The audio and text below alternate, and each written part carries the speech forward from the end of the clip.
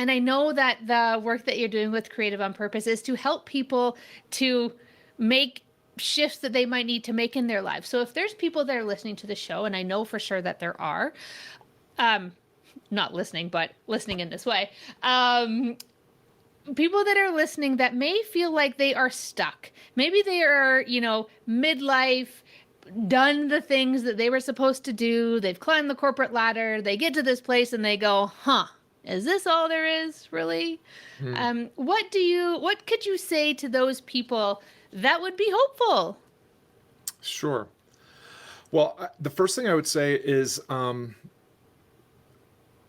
that experience that you're having is true and it's not your fault. We live in a world, I call it the industrial educational occupational complex.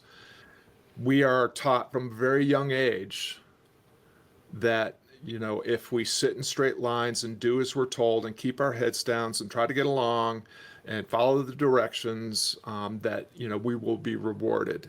And so, you go to school, you get good grades, you get to go to school again where you can get good grades, and then you can go get a job and you can get paid, and you might move up the ladder by continuing to do what you're told.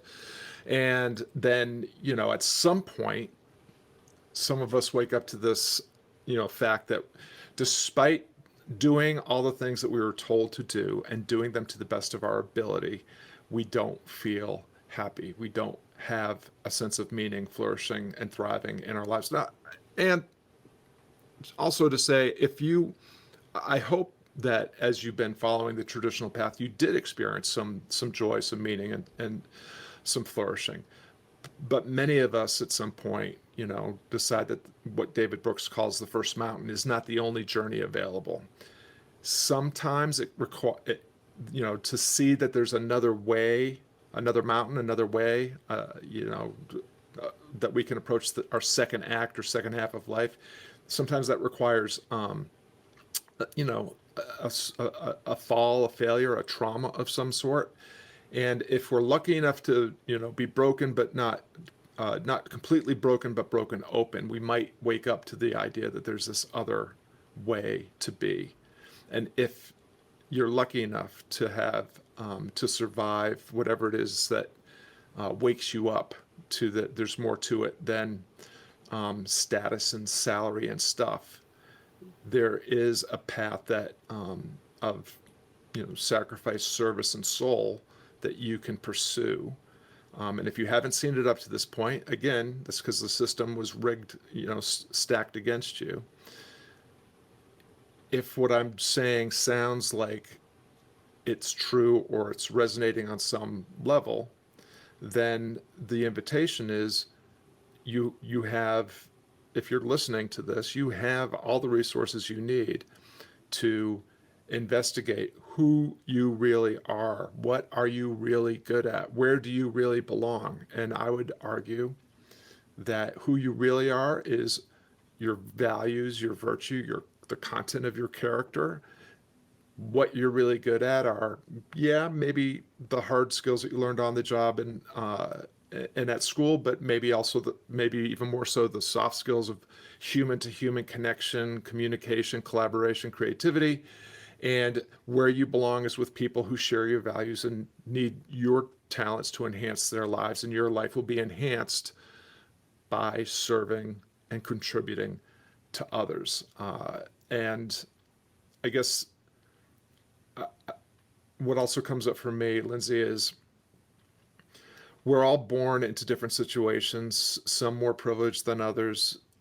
We're also all born with different temperaments and tolerances. Some of us just naturally have a more optimistic outlook than others. Some of us have naturally have more resilience than others.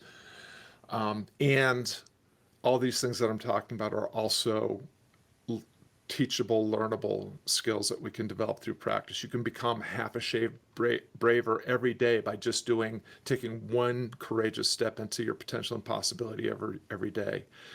You can become a little bit kinder by practicing gratitude and generosity, a simple small act of generosity, a simple statement of gratitude for an everyday experience, convenience, or pleasure. And you can step into your potential and the you that you aspire to be. At Creative on Purpose, we talk about living your legacy. Legacy isn't the money and monuments you leave behind. It's the difference you're making right now. And that invitation is open. Uh, my assertion would be it's open to anybody that's listening, and it merely comes down to to a decision that I am going to investigate, explore the edges of my understanding and ability, and pursue a different way of being. And by doing that, you will become what you were meant to become. So leveraging the faith idea, like if you trust yourself enough to invest in yourself and do the work to become what destiny has in store for you, then that is, you will move from the posture of life is happening to me, the victim mentality of life is happening to me, into the more heroic life is happening through me. And you will earn the trust and the faith that you can figure it out and you can find your way into a better way of being. That feels so hopeful. It gives me shivers almost to hear you speak about that.